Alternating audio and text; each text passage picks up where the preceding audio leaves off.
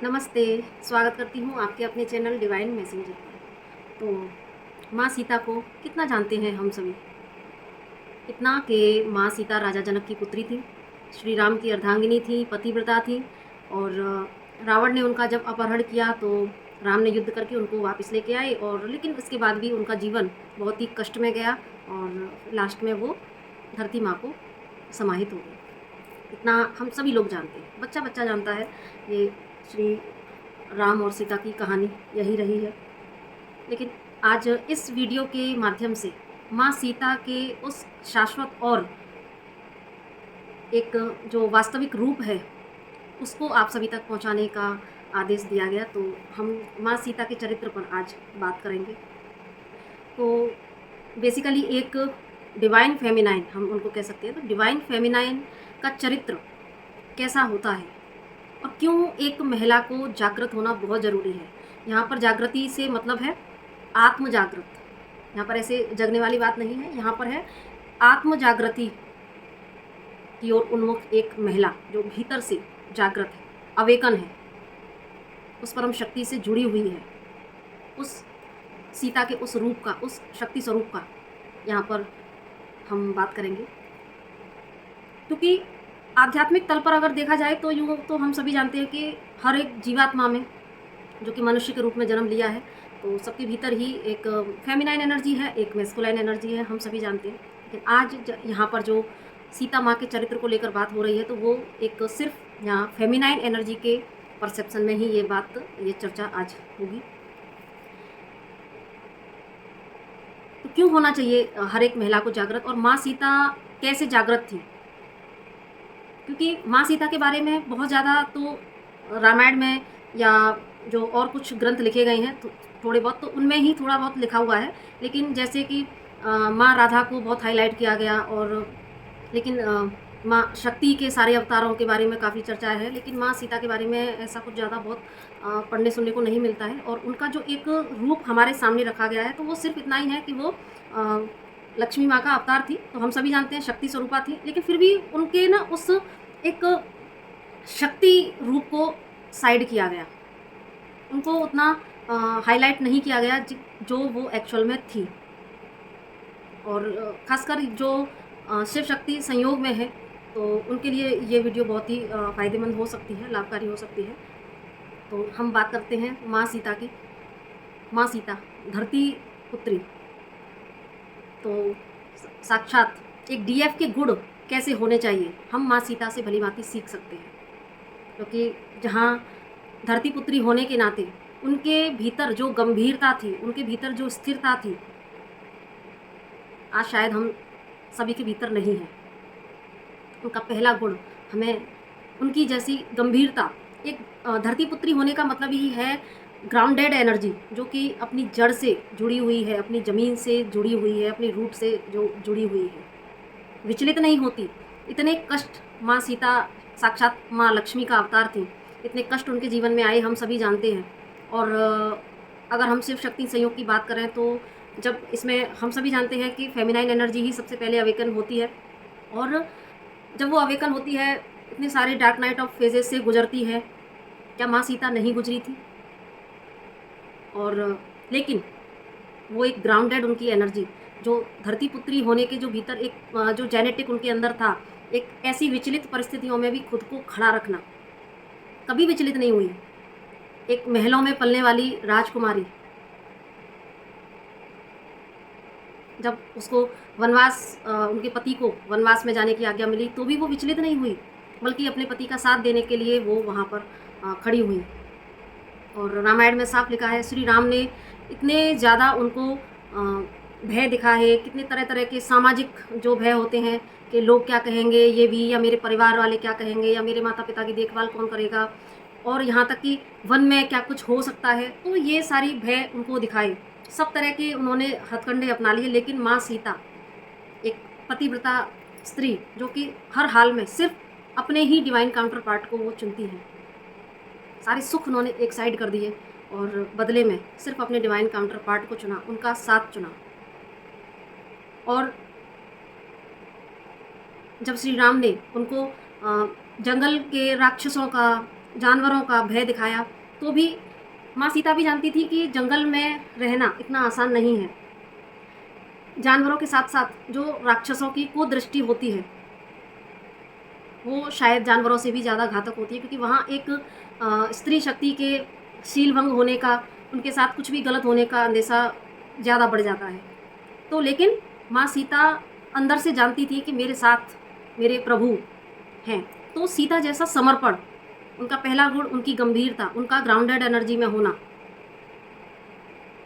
जब उनको भी वनवास के लिए बोला गया होगा श्री राम जी को, तो वो सीता माँ के लिए भी आसान नहीं रहा होगा। और एक चैलेंज कि श्री राम मुझे ले जाएंगे या नहीं ले जाएंगे, या लोग रोकेंगे मुझे, कितना कहीं मेरे जो डिवाइन काउंटर पार्ट है उनसे विछो ना हो जाए। तो ये क्या, आज हम सिर्फ कहानियों के माध्यम से सुनते हैं, लेकिन उस समय जो चैलेंज उन्होंने फेस किया होगा, वो उनके लिए कितना बड़ा होगा। वो चैलेंज कैसे फेस किया होगा उन्होंने, कैसे मनाया होगा सबको। सबसे पहला तो चैलेंज उनके खुद के डिवाइन काउंटर पार्ट की साइड से ही था, क्योंकि उनके डिवाइन काउंटर पार्ट यानी श्री राम उनको नहीं ले जाना चाहते थे, क्योंकि वो नहीं चाहते थे कि वो उतनी तकलीफ़ों से गुजरे। लेकिन जंगलों के जो जानवर, राक्षस, सारी जो भी नेगेटिव एनर्जीज़ थी, 1% भी उनका भय नहीं था। क्यों? और भय किस स्थिति में नहीं होता? जब एक इंसान का भीतर से समर्पण भाव बहुत ज़्यादा हाई लेवल का होता है। कहते हैं ना कि जब अगर समर्पण आपने किया है, तो उसमें फिर कोई किंतु नहीं, कोई परंतु नहीं। सिर्फ समर्पण, कि कुछ बाल विवाह का नहीं हो सकता। सोचना ही नहीं कि क्या होगा क्या नहीं होगा, सिर्फ वो एक प्रेजेंट मोमेंट वाली स्टेट में बंदा आ जाता है कि जो कुछ हो रहा है अभी हो रहा है, और उसे कुछ स्पेशली सोचने की ज़रूरत नहीं होती कि क्या हो रहा है। बस जब समर्पण हमारा स्ट्रांग होता है, तो हमें उस प्रेजेंट मोमेंट में चलना आ जाता है, और यही माँ सीता ने किया। हर परिस्थिति में श्री राम को चुना, उस ईश्वर को चुना, क्योंकि उन्हें पता था कि मैं चाहे जंगल में रहूं या राजमहल में, मेरा अस्तित्व मेरे श्री राम के बिना नहीं है।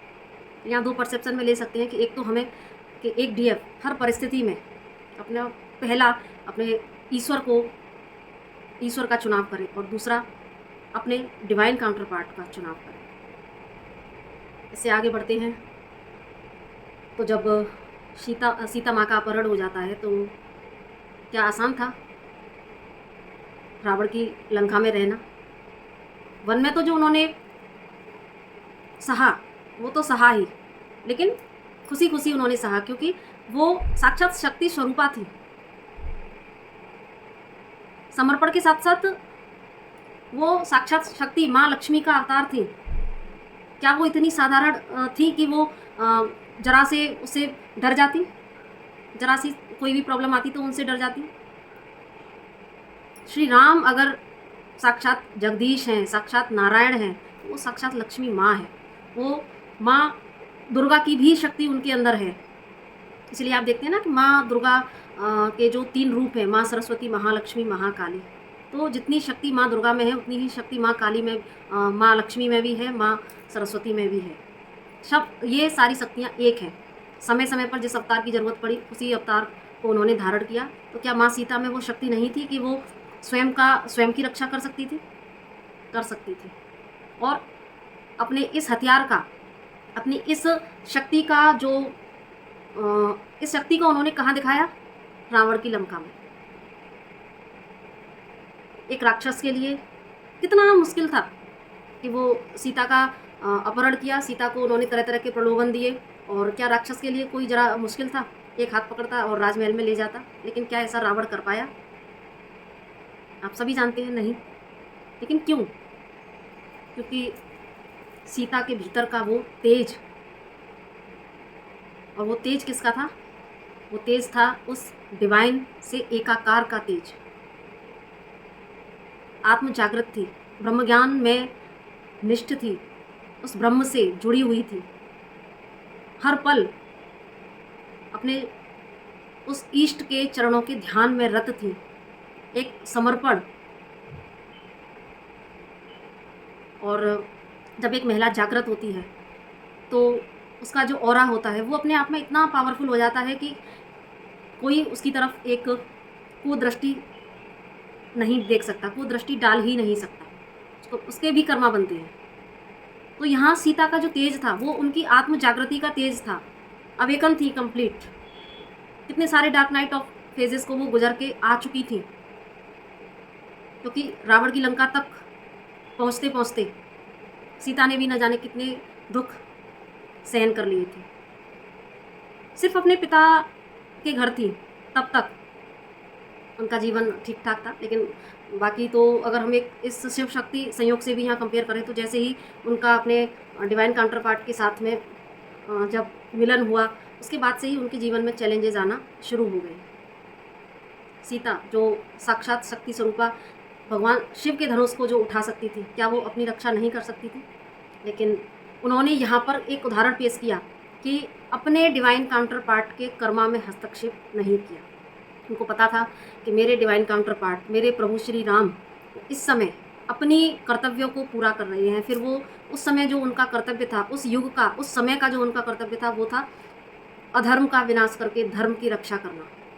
तो उनको पता था कि वो लीला कर रही हैं, तो यहाँ मेरा कर्तव्य है, जीवन संगिनी होने के नाते मेरा कर्तव्य है कि मैं उनके इस कर्मा में हस्तक्षेप ना करके उनका साथ दूं। इसलिए सीता ने सारे दुख सहन करे। और यहाँ तक कि जब ये फेज भी गुजर जाता है और माँ सीता यहाँ तक कि अग्नि परीक्षा भी वो पार की उन्होंने, उसके पीछे भी एक लीला थी। आप सभी जानते हैं, हमने टीवी सीरियल्स वगैरह में सब देखा भी है, और जो लोग रामायण पढ़ते हैं सारी चीज़ें हम जानते हैं कि माँ सीता जो उनका छाया रूप था वही रावण के लंका में था। लेकिन छाया रूप भी कैसा बना? उनके तेज से, उनके तप से। क्या हम अपना छाया रूप बना सकते हैं? लेकिन सीता के अंदर वो तेज था, वो तप था, वो इतनी आत्म जागृत थी कि रावण उनके जो वास्तविक स्वरूप था उस तक पहुंच ही नहीं पाया। जब उनकी छाया रूप ही इतना स्ट्रॉन्ग था, इतना उनका ऑरा जो इतना पावरफुल था, तो वास्तविक स्वरूप का सामना तो रावण कर भी नहीं सकता था। और इसके बाद भी जब माँ सीता वापस से जब अयोध्या चली जाती हैं, जब राम रावण युद्ध के बाद में राम जी युद्ध जीत जाते हैं, माँ सीता को ले जाते हैं, उसके बाद में भी क्या आसान था? तुरंत ही कुछ ही दिन अच्छे बिताए कि उसके बाद में फिर से एक नया चैलेंज आ गया। और हम जानते हैं कि माँ सीता को फिर से जंगल में छोड़ दिया गया। वहाँ पर लव कुश का जन्म हुआ, और लेकिन वहाँ पर भी कोई शिकायत नहीं, और सिर्फ अपने पति के जो कर्तव्य है वहाँ पर उनको समझते हुए और अपने आत्मसम्मान की रक्षा करते हुए अपने पुत्रों को इतना प्रभावशाली बनाया, अपने पुत्रों को वो शिक्षा दीक्षा दी कि जो कि उनके माता पिता के गुण उन पुत्रों में से परिलक्षित होते थे। क्योंकि हमने देखा है ना, हमने रामायण में सुना भी है कि जब लक्ष्मण लवकुश से युद्ध करने आए थे तो लक्ष्मण भी हैरान रह गए थे लवकुश को देखकर। तो एक जब माँ जागृत होती है, एक महिला जागृत होती है, तो उससे पूरे परिवार, उसके बच्चे, उसके आसपास का माहौल और एक परिवार जागृत होता है, और एक परिवार से समाज जागृत होता है। इसीलिए एक डीएफ एनर्जी का, एक डिवाइन फेमिनाइन एनर्जी का जागृत होना सबसे ज़्यादा ज़रूरी है। और क्योंकि वही इतनी पावरफुल है कि वो अपने साथ साथ समाज को भी जागृत करने में अपना एक महत्वपूर्ण भूमिका निभा सकती है। तो यहाँ सीता माँ ने लवकुश की जो परवरिश की, उसमें भी उनका वो तेज, उनके वो संस्कार झलकते थे। और जब माँ सीता का अंत समय आया तो यहाँ जो सबसे महत्वपूर्ण बात कि एक डीएफ एनर्जी जो जीवन भर इस यात्रा को जीती रही, हर मुश्किल से लड़ती रही, फिर भी धीर गंभीरता के साथ में खड़ी रही, कभी हस्तक्षेप नहीं किया अपने डिवाइन मैस्कुलाइन की कर्म क्षेत्र में जाकर, उनके कर्माज में जाकर, बल्कि उनकी सहयोगिनी बनी। लेकिन जब बात उनके आत्मसम्मान की आए तो लास्ट में हम सभी जानते हैं कि माँ सीता ने श्री राम को सामाजिक रूप से नहीं चुना, और उन्होंने फिर से माँ धरती की गोद में जाना मंजूर किया, लेकिन वो श्री राम का वर्ण नहीं कर पाई। अंदर से वो श्री राम से हम सभी जानते हैं भाई, माँ सीता श्री राम की अर्धांगिनी थी, तो वो अभी कभी अलग तो हो ही नहीं सकते थे। लेकिन यहाँ पर जब सामाजिकता की बात आती है और एक सामने जो उदाहरण रखे जाते हैं, तो यहाँ पर माँ सीता ने आत्मसम्मान का जो उदाहरण रखा कि जब उनके आत्मसम्मान पर चोट पहुँची तो वहाँ उन्होंने सामाजिक रूप से अपने उस रिश्ते का भी बहिष्कार कर दिया, श्री राम को सिर्फ़ अपने हृदय में धारण करके, क्योंकि वो उनकी जीवन संगिनी थी, तो हमेशा उनकी ही जीवन संगिनी श्री राम उनके हृदय में रहे। लेकिन उन्होंने सामाजिक रूप से श्री राम को भी वरण नहीं किया और अपने आत्मसम्मान की खातिर उनसे इतना प्रेम करते हुए भी वो माँ सीता की गोद में चली गई। कितना पावरफुल माँ सीता का चरित्र रहा है। ऐसा कभी बहुत ज़्यादा उनके बारे में दिमाग में नहीं आया था, क्योंकि हमने रामायण पढ़ी हुई है और टीवी सीरियल्स वगैरह में सुना हुआ है, लेकिन देखा हुआ है। लेकिन आज बार बार माँ सीता की ये सारी घटनाएं मेडिटेशन में सामने आ रही थी, तो मुझे लगा कि हाँ, ये मैसेजेस हैं जो कि माँ सीता के बारे में आज डिवाइन हमसे कुछ कहलवाना चाहते हैं। तो ये जो सारी चीज़ें मैंने आप सभी को बताई वो हम सभी जानते हैं, लेकिन आज माँ सीता को हम एक जागृत महिला के रूप में हम सभी देखें, उनसे हम प्रेरणा लें कि कैसे एक महिला जब जागृत होती है तो उसके अंदर सारे गुण होते हैं। वो सारी परिस्थितियों में खड़ा होना जानती है, वो अपने साथ साथ और कितने भी लोगों को अवेकन करती है। अपने डिवाइन काउंटर पार्ट का भी वो उनके प्रति भी श्रद्धा भावना रख के उनके प्रति कभी कोई ग्रजेस नहीं। कि सीता माँ भी तो जब चलो जिद करके वहाँ पर चली गई जंगल में, लेकिन सपोज अगर अभी हम लोग ही अपने ऊपर लें तो हम जिद करके सारी चीज़ें कर सकते हैं, लेकिन बाद में अगर हमारे मुताबिक चीज़ ना हो तो हम तुरंत ही शिकायत की भावना में आना शुरू हो जाते हैं। अरे क्या मुझे तो जंगलों में डाल दिया, पटक दिया। अभी हमें ज़रा सी भी सुख सुविधाओं में कमी हो तो हम शिकायत के भाव में आ जाते हैं कि अरे ये भी नहीं किया, वो भी नहीं किया। होता है ना 3D में, लाइफ में। लेकिन माँ सीता जंगल के कंकड़ पत्थर राक्षस जानवर सबके सामने समर्पण किया, क्योंकि उनको विश्वास था। कोई शिकायत नहीं कि आज मैंने राम तुमसे शादी करके तो मुझे दुख ही दुख मिले। ये सारी चीज़ें एक 3D में हम लोगों की जो एनर्जीज़ होती हैं, तो माँ सीता से हमें कितना कुछ सीखने को मिलता है। और यहाँ पर जो कुछ लोग जो फेमिनिज्म को बहुत ज़्यादा बोलते हैं, तो वो सीता माँ को एक बेचारी वाली इमेज में देख सकते हैं कि अरे ऐसा सहन किया, ये किया। लेकिन नहीं, सहन वाली बात नहीं है। माँ सीता एक स्ट्रॉन्ग डिवाइन फेमिनाइन थी, वो शक्ति स्वरूपा थी। जहाँ उनके अंदर शक्ति थी तो वहाँ उनके अंदर कैसे चीज़ों को हैंडल किया जाता है, कैसे ग्राउंडेड एनर्जी में रहा जाता है, और कैसे उस अपने भीतर से उस ईश्वर से जुड़कर सारी परिस्थितियों से आराम से डील किया जा सकता है। समर्पण का सबसे जो ज्वलंत उदाहरण थी वो माँ सीता थी, सबसे बड़ा उदाहरण समर्पण का। तो जो लोग भी शिव शक्ति संयोग में हैं उनके लिए ये माँ सीता का चरित्र और भी ज़्यादा हो सकता है कि हमें इससे बहुत सीख मिले कि कैसे हम अपने डिवाइन काउंटर पार्ट के क्योंकि उनकी अपनी एक यात्रा है। एनर्जेटिक लेवल पर हम अपने डिवाइन काउंटर पार्ट के साथ में एक होते हैं, लेकिन उनकी अपनी एक यात्रा है। और कई बार जब वो अपनी यात्रा में बिजी होते हैं तो इतनी देर में डिवाइन फेमिनाइन का जो पेशेंस लेवल है वो डाउन हो जाता है। कई बार बहुत सारे क्यों क्वेश्चंस आ जाते हैं और कब, ये सारी चीज़ें आ जाती हैं। लेकिन सीता जैसा धैर्य, सीता जैसी प्रतीक्षा, अगर ये गुण, सीता जैसा अंडरस्टैंडिंग कि अगर उन्होंने श्री राम को अपने कुछ कर्तव्य को पूरा करना है और जब तक वो कर्तव्य पूरा नहीं होंगे मुझे उनकी प्रतीक्षा करनी है, मुझे धीरज रखना है और उनके कर्माज में हमें हस्तक्षेप नहीं करना है। तो जो शिव शक्ति संयोग में है, तो ऐसी डीएफ्स के लिए शायद माँ सीता का चरित्र आज डिवाइन ने सामने उजागर कराया कि हम माँ सीता की तरह बन जाएं और भीतर से उस आत्म जागृति को प्राप्त करें, अंदर से जगे रहें। और जब अंदर से जगे रहेंगे तो उस ईश्वर से बराबर जुड़े रहेंगे, उस ईश्वर से आती हुई हर एक गाइडेंस को हम पकड़ कर आगे चलते रहेंगे। और जब हम डिवाइन को अपनी उंगली पकड़ा के चलते हैं तो डिवाइन फिर हमको अपने साथ ही उस लक्ष्य तक ले जाता है। और जिस लक्ष्य को पाने के लिए हमने इस धरती पर हम आए हैं, तो सीता का चरित्र अपने आप में बड़ा महान है। जहाँ उनके अंदर जो धीरज का, जो समर्पण के भाव थे, वहीं पर आत्मसम्मान का जो उनका एक जो गुण था कि जहाँ जब उनके बात आत्मसम्मान पर आई तो अपने भी डिवाइन काउंटर पार्ट का उन्होंने त्याग कर दिया।